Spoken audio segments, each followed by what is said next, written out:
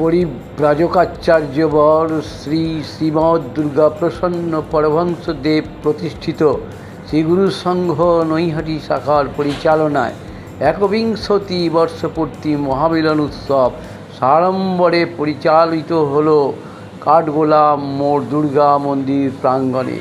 3 দিনব্যাপী এই ধর্মানুষ্ঠান নৈহাটি শাখার অমল দত্ত বণিকের প্রচেষ্টায় সাড়ম্বরে সম্পন্ন হলো। আপনারা এই খবর দেখছেন জনপ্রিয় পোর্টাল চ্যানেল সোশ্যাল মিডিয়ায় অনলাইন বার্তায় মহন্ত দাশগুপ্তর খবরে। ভালো লাগলে অবশ্যই সাবস্ক্রাইব করবেন।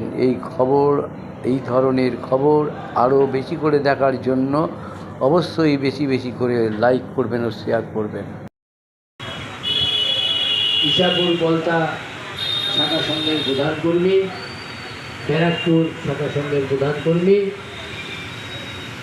এবং এই নৈহাটি শাখা সংঘের প্রধান কর্মী প্রত্যেককেই আমি শ্রীগুরুজয় সম্ভাষণ জানাই এবং এখানে উপস্থিত ভাতৃমণ্ডলী মাতৃমণ্ডলী সবাইকে আমি শ্রীগুরুজয় সম্ভাষণ জানাই। এই ঠাকুর প্রসঙ্গে আজকে অনেক কথাই আমরা শুনলাম, যে কথাগুলো আমাদের অবশ্যই পালনীয়, সেগুলো আমাদের পালন করতে হবে। এই ঠাকুরের আদেশ নির্দেশ পালন যাই আমরা করব না কেন, যতক্ষণ না আমাদের একটি জিনিস আমাদের নিজের বসে আসবে ততক্ষণ পর্যন্ত কোনো কাজ কিন্তু আমরা করতে পারবো না। সেই জিনিসটি কি? সেটি হচ্ছে আমাদের মন। মন যতক্ষণ না অবধি আমাদের ঠাকুরের চরণে আমরা নিবেদন করতে না পারছি, মনকে যতক্ষণ না অবধি আমরা শুদ্ধ রাখতে পারছি, ততক্ষণ কিন্তু কোনো কাজই আমাদের দ্বারা সম্ভব হবে না। সেই প্রসঙ্গে গুরুদেব একটি বাণী দিয়েছেন যে মনটি আমাকে দাও, তারপর মণিহারা ফণির মতো উদ্ভ্রান্ত হইয়া সংসারে জোয়াল টানো। আমি পাকা জহুরির মতো তোমার এই মনমণিকে সাফা করিয়া রাখিয়া দেব এবং প্রয়োজনে তোমাকে আবার ফিরাইয়া দেব। যদি মন যতক্ষণ না আমাদের শুদ্ধ হবে, আমাদের কোনো কাজ করা যাবে না। যাবতীয় যা মনকে ঘিরে থাকে, যেমন গুরুদেবের যেসব বাণী আছে যে আমাদের পরনিন্দা, পরচর্চা, অন্যের কোনো ক্ষতিকারক চিন্তা, যা কিছুই আমরা করি না কেন আমাদের এখানে মনের থেকে আসে এগুলো। কাজে মনে যেন এইসব জিনিস দিয়ে আমাদের মন ঘেরা না থাকে, সেইটা আমাদের পরিষ্কার রাখতে হবে এবং সেই পরিষ্কার রাখার জন্যই গুরুদেব বলেছেন যে তোমার মনটি আমাকে দাও। গুরুদেব, আমরা যারাই আশ্রমে যাই বা যেখানে যাই, আমাদের দেখবেন একটা চাওয়া পাওয়ার সম্পর্ক থাকে। আমরা যাই, আমরা সংসারী মানুষ, এটা চাই সেটা চাই, কিন্তু আমাদের এটাও জানতে হবে যে গুরুদেব কী চান আমাদের কাছে। গুরুদেব কী চায়? আপনারা নববিধানের প্রথম বিধানেই আছে যে শ্রীগুরু সংঘ আমার প্রাণ, শ্রীগুরু সংঘের জন্য যে প্রাণ দেবে আমি তার জন্য প্রাণ দেব। শ্রীগুরু সংঘকে বাঁচিয়ে রাখাই শিষ্যের শিষ্যত্বের লক্ষণ। যে শ্রীগুরু সংঘকে ভালোবাসিতে পারিবে না, তাকে আমি কী করিয়া শিষ্য বলিয়া মনে করিতে পারি। শ্রীগুরু সংঘ কি? গুরুদেবের বাণীতে আছে যে সংঘ ও গুরু এক ও অভিন্ন, যেই সংঘ সেই গুরু। তার মানে শ্রীগুরু সংঘ মানে হচ্ছে গুরুদেব স্বয়ং। শ্রীগুরু সংঘ হচ্ছে দুর্গাপ্রসন্ন পরমহংসদেব নিজে, কোনো বিশেষ আশ্রম, মঠ, মিশন এসব শ্রীগুরু সংঘ না। শ্রীগুরু সংঘ গুরুদেব স্বয়ং। তাই জন্যই উনি বলে গেছেন যে সংঘ গুরু এক ও অভিন্ন। আমাদের সেই প্রথম বিধানের শেষ লাইনে আছে যে শ্রীগুরু সংঘকে ভালোবাসিতে পারিবে না, তার মানে যে গুরুদেবকে ভালোবাসতে পারবে না তাকে সে কিভাবে শিষ্য বলে মনে করতে পারে। তা আমাদের কাছে কী চাইলেন? একটু ভালোবাসা। আমরা যেন তাকে ভালোবাসা দিতে পারি। ভালোবাসা কিভাবে দেবেন? তার আদেশ নির্দেশ পালন করে। যে যতটা তার আদেশ নির্দেশ আমরা পালন করতে পারবো তাকে ততটাই তারা ভালোবাসতে পারবে। গুরুদেব কিসে আনন্দ পায় বেশি, এটা চেষ্টা করতে হয় আমাদের প্রত্যেককেই। কারণ আমরা যারা সন্তান বাড়িতে থাকি, আমরা চেষ্টা করি না যে আমাদের বাবা মা কিসে সব থেকে আনন্দ থাকবে। তাদের আনন্দ দিতে পারলে সন্তানদেরও আনন্দ যে বাবা মা সুখে আছে। তো গুরুদেব বলেছেন যে তোমাদের সঙ্গবদ্ধতা আমাকে যত আনন্দ দেয় আর কোনো কিছুই আমাকে তত আনন্দ দিতে পারে না। কাজে আমাদের এই সঙ্গবদ্ধতার দিকে আমাদের লক্ষ্য রাখতে হবে, যেন কোনো সময় আমাদের মধ্যে কোনো মতানৈক্য না হয়, হলেও আলোচনার মাধ্যমে মিটিয়ে দিতে হবে। কারণ সবসময় মনে রাখতে হবে যে গুরুদেব আমাদের সঙ্গবদ্ধ হয়ে থাকতে বলেছে। কারণ কলিকালে সঙ্গবদ্ধতা ছাড়া কোনো কাজ করা যাবে না, বিশেষ করে ধর্মীয় কাজ। সঙ্গশক্তি কলিযুগে, কলিযুগে সঙ্গশক্তিই বড় শক্তি।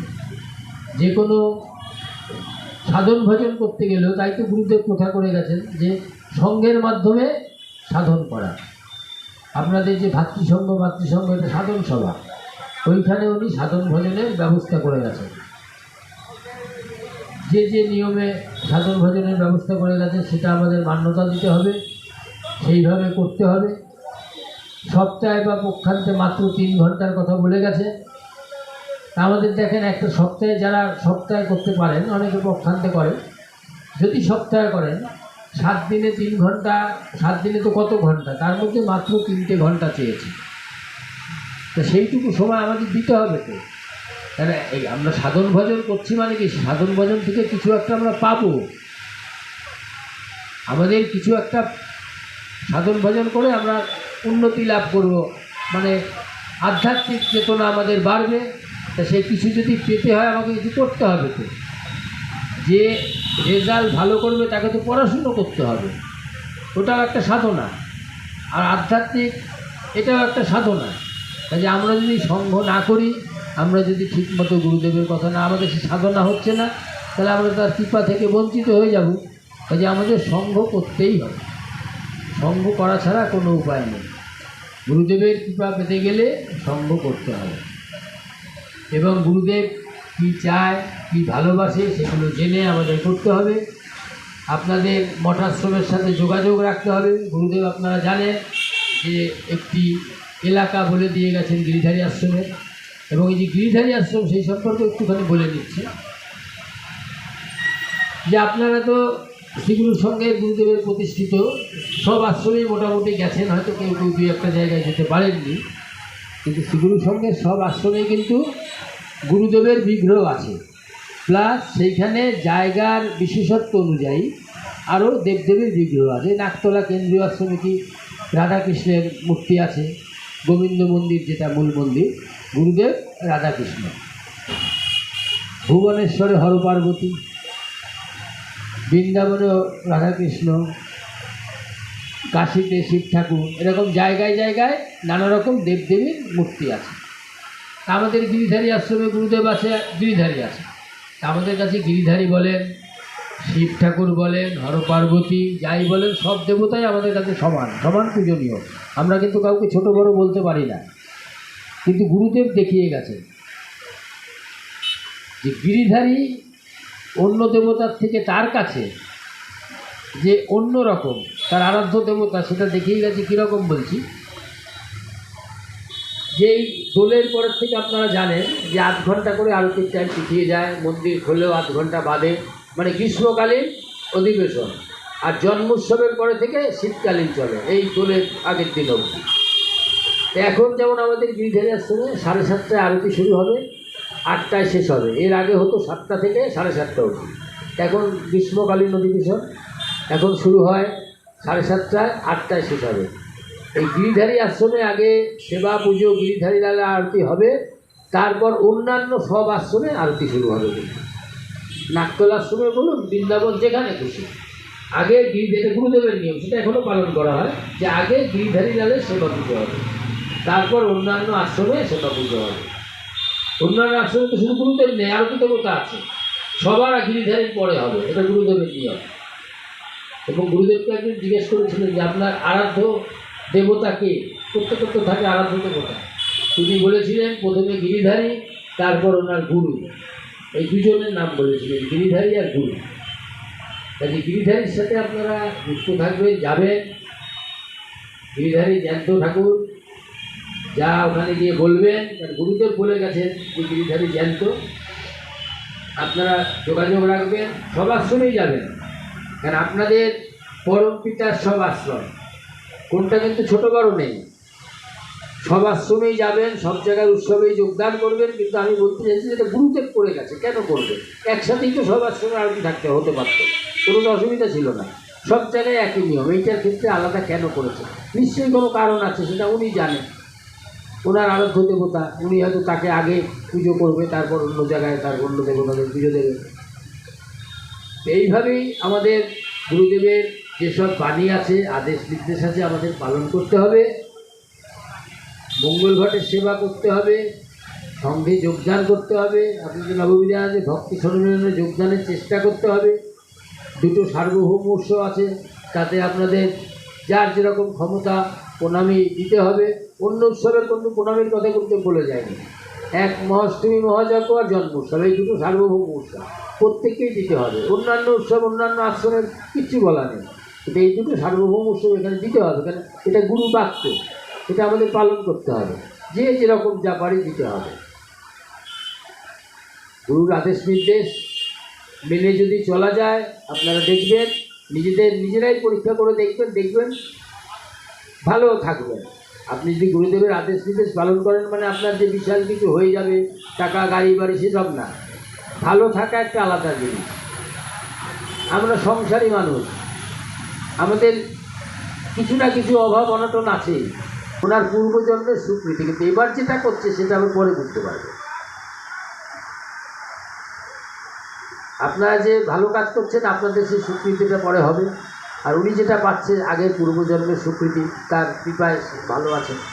কাজে আমাদের গুরুবাক্য পালন করতে হবে, গুরুদেবের ছোটো ছোটো আদেশ নির্দেশ পালন করতে হবে। যেমন গুরুদেব বলে গেছেন, দেখেন কীরকম আমাদের ক্ষেত্রে, সংসারের ক্ষেত্রে উপকার, যে বলেছেন যে আমাকে স্মরণ করে আমি তাকে স্মরণে রাখি, বা যে আমাকে স্মরণ করে আমি তার স্মরণ ছাড়া হই না।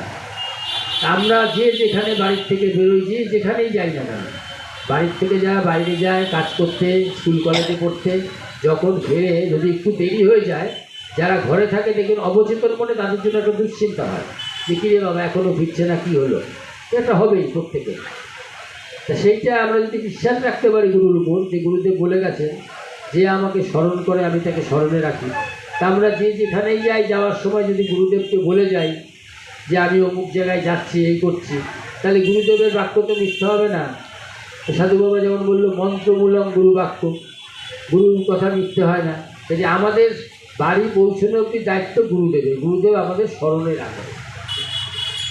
এই বিশ্বাসটাকে আনতে হবে, এবং এই আনতে গেলে আমাদের মনটাকে আগে ঠিক করতে হবে। দেখবেন ভালো পড়াশুনো ছেলেদের যদি করতে বলি, আমরা বলি এই মন দিয়ে পড়াশুনো করে, তাহলে ঘন্টার পর ঘন্টা পড়ে যাচ্ছে, মন আর একদিকে আছে, তার কিছুই হচ্ছে না। তাই জন্য আমরা বলি মন দিয়ে পড়াশুনো করা। মন যে কত চঞ্চল, আপনারা এটা নিজেরাও বুঝতে পারবেন প্রত্যেকে, আমরাও বুঝি। যে আপনারা ঠাকুরের যে মহামন্ত্র সন্ধানটি করেন, নিশ্চয়ই কেউ 10-15 মিনিট করেন, কেউ আধ ঘন্টা করেন। এই যে করেন, কেউ যদি 10 মিনিটও করেন, তার মধ্যে দেখবেন 2 মিনিটও জপ করে যাচ্ছেন, কিন্তু মন নেই, মন কিন্তু এদিক ওদিক ঘুরে বেড়াচ্ছে। এই চিন্তা মাথায়, সেই চিন্তা, ওদিকের একটা ঘটনা ভাবছেন, সেখানের কথা ভাবছেন, মন কিন্তু নেই। আপনি জপ করে যাচ্ছেন, মন কিন্তু আপনার ওখানে নেই, মন এদিক ওদিক ঘুরছে। কাজে মনকে আগে যদি আমরা নিজের আয়ত্তে আনতে না পারি, তাহলে সাধন ভজনের লাইনে খুব কঠিন জিনিস। মনকে ঠিক করতে হবে, এবং মনকে ঠিক করতে গেলে প্রথম বাধা হচ্ছে খাদ্য সংযম। গুরুদেব যে বলে গেছে যেসব নিষিদ্ধ খাবার, সেগুলো খাওয়া যাবে না। খাদ্য সংযম, চিন্তা সংযম, বাক্য সংযম। আমরা এমন কোনো কথা বলবো না যে কারো আঘাত লাগে, আমরা পরনিন্দা পরচর্চা করবো না, আমার তো কিছু লাভ নেই। দেখেন আমি পাশে বসে হয়তো আপনার নামে আলোচনা, আমার কিছু লাভ নেই, লোকসান নেই, কেন করব পরনিন্দা করা চলছে, তাহলে মন শুদ্ধ হবে না। কাজে আহার শুদ্ধি, বাক্য শুদ্ধি, চিন্তা শুদ্ধি এগুলো করতে হবে। যখন চিন্তা করবো উল্টোপাল্টা না করে ঠাকুরের চিন্তা করবো, ঠাকুরের চরণে প্রার্থনা জানাবো, মনটা আস্তে আস্তে কিন্তু তৈরি করতে হবে। তাহলে দেখবেন সাধন ভজনের ক্ষেত্রে অনেক সহজ হয়ে যাবে। আজকের এই ধর্মসভা অনেকক্ষণই চলছে, আপনারাও আছেন ক্লান্ত। আজকে আর বিশেষ কিছু বলার নেই, তবে একটা কথা বলে রাখছি যে আমাদের আগামী শনিবার মানে 8ই চৈত্র, ইংরেজি মনে হয় 22 তারিখ, পলাশী গিরিধারী আশ্রমে সেই শীতলা মা কালী পুজো হয়। কালী শীতলা পুজো কুণ্ডগঙ্গার পাড়ে যে আছে ওইখানে, তো সবাই যাবে। শীতলা পুজোতে মায়েরা সাধারণত অংশগ্রহণ করে। কালী পুজোয় কোনো লোক ওখানে থাকা বারণ, লোক থাকতে পারবেন না, কালী পুজো নিভৃতে হয়। শীতলা পুজোয় সবাই যাবে, ওখানে গিয়ে পুজো দেখবেন, প্রসাদ পাবেন। আশেপাশে মায়েদের দাদাদেরও বলবেন, কোনো অসুবিধা নেই। আপনাদের আশ্রমের পক্ষ থেকে আপনাদের আমন্ত্রণ জানানো থাকলো। শ্রী গুরু জয়, শ্রী গুরু জয়, শ্রী গুরু জয়।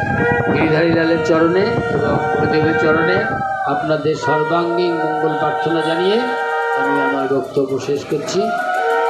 এবং এরপরে আজকের এই মহতী ধর্মসভা শেষ হলো, এরপরে পতাকা অবনমন হবে, তারপরেই উৎসবের পরিসমাপ্তি। শ্রী গুরু জয়, শ্রী গুরু জয়, শ্রী গুরু জয় সম্ভাষণ জানাই আমাদের সভা পরিচালককে এবং শ্রী গুরু শ্রীচরণ জানার সুস্থ এবং দীর্ঘ জীবন কামনা করি। এবারে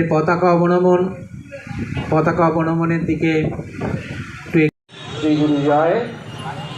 এই শ্রী গুরু সংঘ কি জয়, শ্রী গুরু সংঘ কি জয়, শ্রী গিরিধারী লালজি কি জয়, ওইদিকে যাও, শ্রী গিরিধারী লালজি কি জয়, শ্রী গিরিধারী লালজি ওইদিকে যাও, ওইদিকে যাও।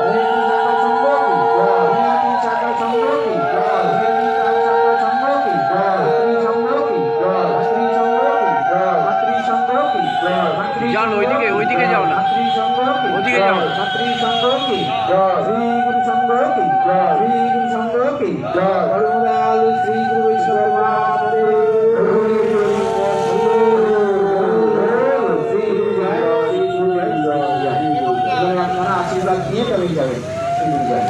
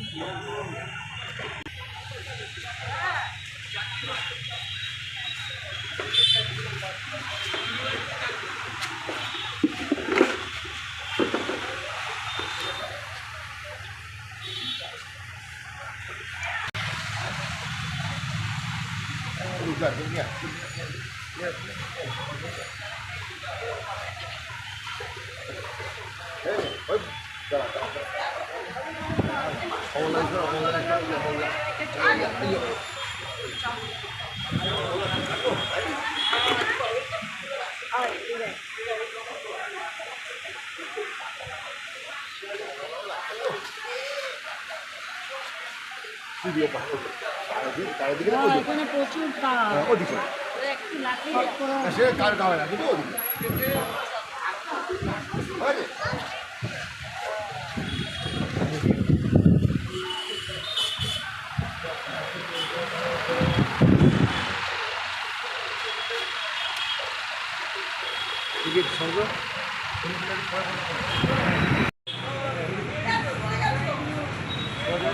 বলছি আজকে এই যে